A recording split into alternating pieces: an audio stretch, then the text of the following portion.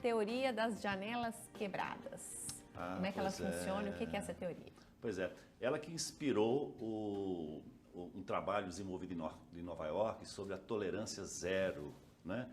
Que o metrô de Nova York, por exemplo, ele era um metrô que era praticamente impraticável, até os turistas evitavam, Sim. Porque era perigoso, muita mendicância, as pessoas pulavam catraca, não se fazia nada, essa coisa toda. Então, o prefeito, Giuliani, né?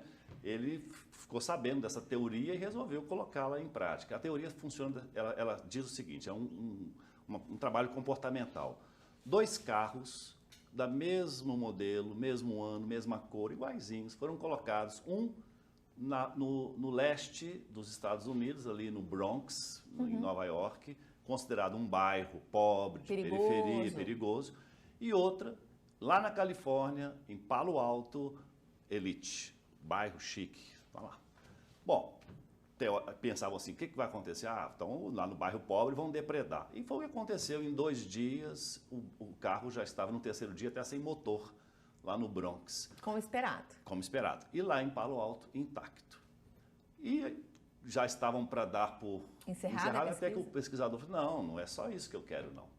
Foi ali com uma barrinha de ferro e quebrou uma janela do carro lá em Palo Alto. Em 2 dias o processo se instalou e começou a mesma coisa com as pessoas de Palo Alto. De lá. Não é gente de fora, não. Tipo assim, já que está com vidro quebrado, eu vou aproveitar. Isso. Então a gente utiliza isso nas escolas também, quando a gente fala para diretoras assim, quando quebrar um vidro, conserta logo. Vamos manter a organização, porque essas influências do ambiente, elas também pesam no comportamento das pessoas. Se você chega e um banheiro está sujo, com papel no chão, a tendência é julgar também. Isso tudo modela as pessoas. O ser humano ele é muito modelável. Por isso que a educação ela é muito baseada nas influências que se recebe. Quando a gente fala educação, um ser humano ele é educado a vida inteira. Claro que muito intensamente na infância, na adolescência, é o barro molinho, né, moldável. Por isso que é interessante, Júlia, né, quando dá esse exemplo, você é um modelo, inspira outras pessoas, né, para poder seguir, para fazer.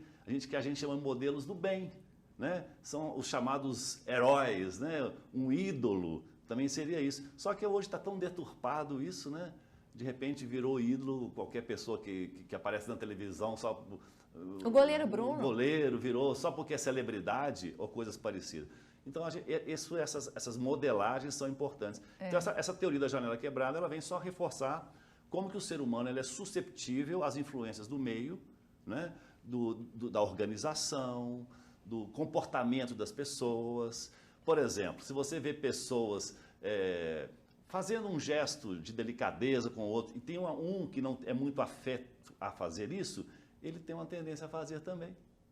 Né? E o contrário, se você vê gente assim que chega assim e maltrata, sem educação, um outro que é mais influenciável tende a fazer, porque parece que ele quer ser, ele prefere ser errado com a maioria do que certo sozinho. Do que ser diferente. Do que ser diferente. Né? Principalmente quando esse processo da individuação dele está ainda muito fraco. Que loucura, ele precisa demais se identificar com a maioria. Entendi. Você vê as torcidas de futebol, como é que funciona nesse sentido. Pro bem e pro mal, né? Pro bem e pro mal. Né? A pessoa, para andar de ônibus, ela anda de ônibus normalzinho até sábado. Mas no domingo, quando ele vai para o estádio de futebol, parece que agora já é permitido fazer um tanto, porque agora... baixa alguma coisa ali. Vandalizar agora é o normal, é o esperado, porque é guerreiro, essas coisas todas. Então, essas influências, assim, elas precisam ser bem controladas. Né? Por isso que, inclusive, existe até uma ciência que surgiu, que é o positivismo. Ele, quando nasceu lá no século XIX, como o início da sociologia mesmo, era para ter uma espécie de um controle das massas, porque sabe-se que tem essas influências mesmo.